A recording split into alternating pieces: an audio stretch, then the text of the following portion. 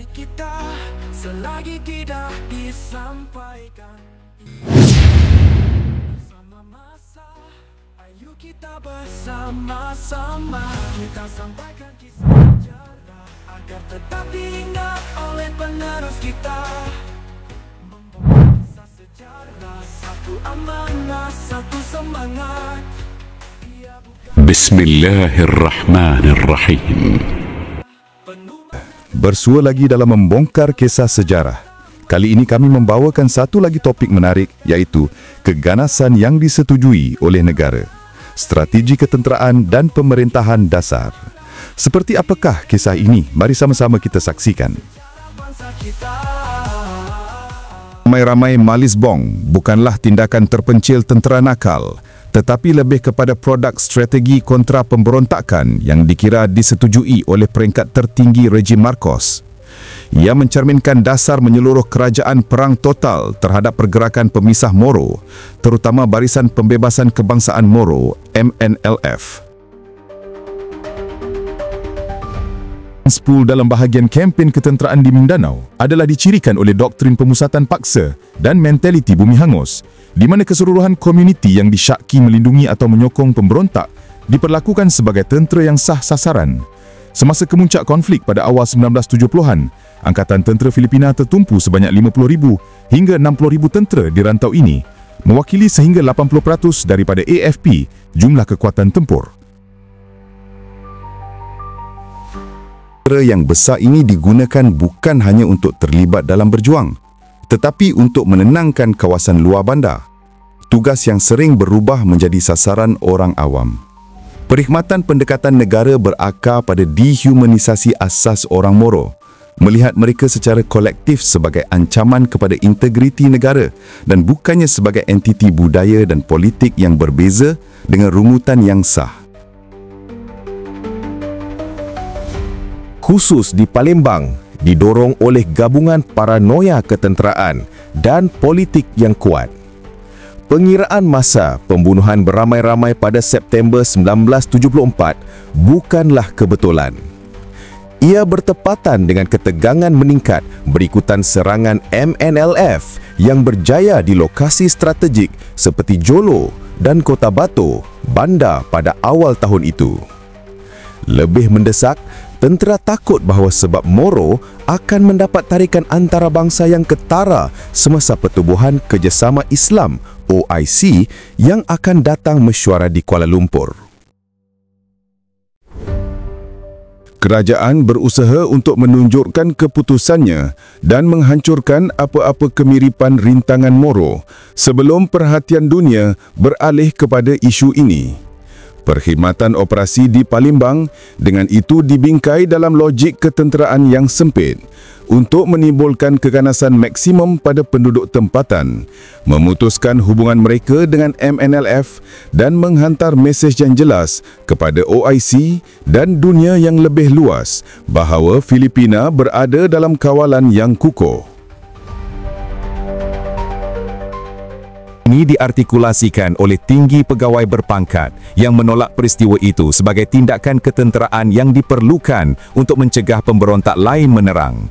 Justifikasi rasmi ini bertentangan dengan kenyataan di lapangan, seperti yang didokumentasikan oleh testimoni mangsa dan penyokong hak asasi manusia. Operasi di Palembang nampaknya telah sangat kejam walaupun mengikut standard masa itu. Laut untuk menahan dan pengangkutan beribu-ribu bukan penjuang, menundukkan mereka kepada keganasan seksual, menunjukkan tahap organisasi dan penyelewengan yang melampaui prosedur ketenteraan standard. Selain itu, keputusan untuk mengumpulkan penduduk kampung yang tidak bersenjata, termasuk wanita dan kanak-kanak, ke masjid dan mengeksekusi mereka menunjukkan strategi peperangan psikologi yang bertujuan untuk memusnahkan kepimpinan masyarakat dan hati rohani. Dengan corak keganasan yang dilakukan oleh negara yang didokumentasikan semasa era Marcos, yang merangkumi penangkapan sewenang-wenangnya, penyiksaan, penghilangan paksa dan di luar mahkamah, pembunuhan yang dilakukan oleh kedua-dua pasukan tentera biasa dan kumpulan paramilitari seperti ILAGA. Perkhidmatan dasar rejim Marcos secara eksplisit direka untuk menindas pembangkang melalui kekuatan yang luar biasa. Beramai-ramai Malisbong berfungsi sebagai kajian kes yang mengerikan bagaimana strategi ini ditunjukkan dalam satu sudut negara. Acara ini menggariskan keadaan yang melihat masalah Moro secara eksklusif melalui lensa militaristik, mengurangkan abad sejarah kompleks kepada persamaan pemberontakan yang mudah berbanding counter-insurgency, di mana kehidupan orang awam telah dibelanjakan kerosakan cagaran dalam mengejar perintah kebangsaan yang berpusat walaupun tidak stabil. Politik penolakan, tanggapan rasmi dan penutup. Pembunuhan beramai-ramai Malisbong, rejim Marcos segera melancarkan kempen penolakan dan kekeliruan.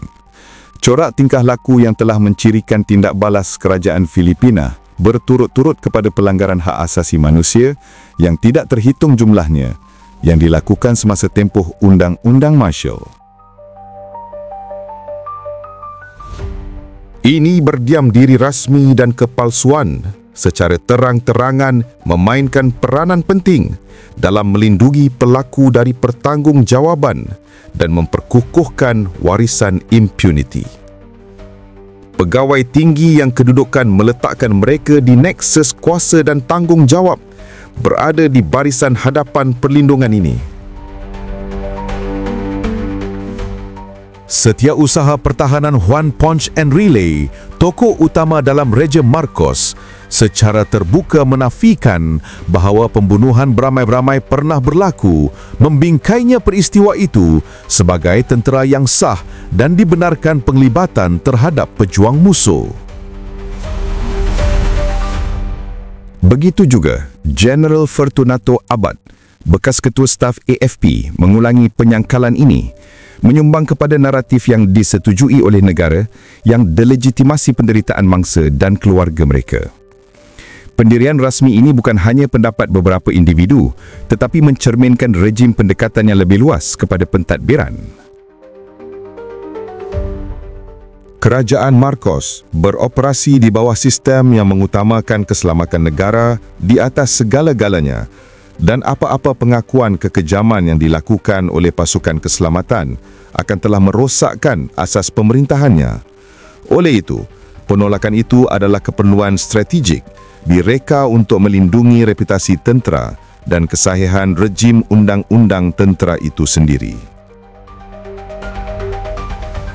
Sikap ini telah dicerminkan oleh tokoh-tokoh terkemuka lain seperti Rigoberto Tiglao, bekas penasihat presiden mengenai rundingan damai, yang juga menyuarakan keraguan mengenai skala dan kejadian pembunuhan beramai-ramai. Penolakan berterusan ini mewujudkan penghalang yang hebat bagi mangsa yang terselamat mencari keadilan dan kebenaran, berkesan mendiamkan suara mereka di dataran awam dan memaksa mereka ke dalam perjuangan yang berpanjangan untuk pengiktirafan yang akan berlangsung selama beberapa dekad. Bertahun-tahun lamanya, ingatan peristiwa itu diturunkan kepada kesedihan peribadi keluarga dan rekod rahsia hak asasi manusia kumpulan, sementara arsip rasmi negeri tetap diam. Politik penolakan meluas melampaui pernyataan lisan untuk merangkumi manipulasi maklumat dan penindasan bukti. Kekurangan autopsi yang dilakukan ke atas mangsa yang dikebumikan dengan tergesa-gesa di Unmarked Graves adalah contoh yang jelas tentang sikap acuh tak acuh institusi ini. Kerana menghormati pengebumian Islam kastam yang mandat pengebumian segera, badan-badan telah diletakkan untuk berehat tanpa forensik peperiksaan.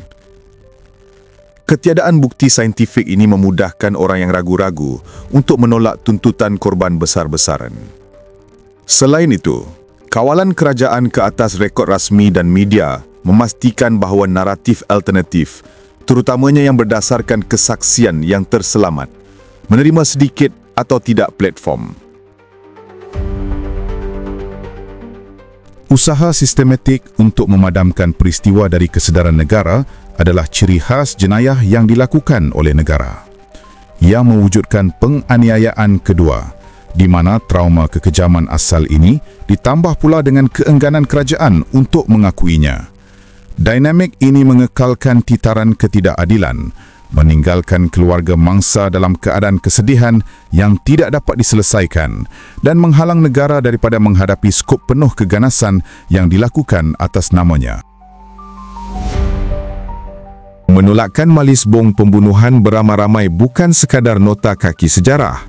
Ia adalah komponen aktif rejim Marcos strategi untuk mengekalkan kuasa dan halangan yang berkekalan untuk penyembuhan negara.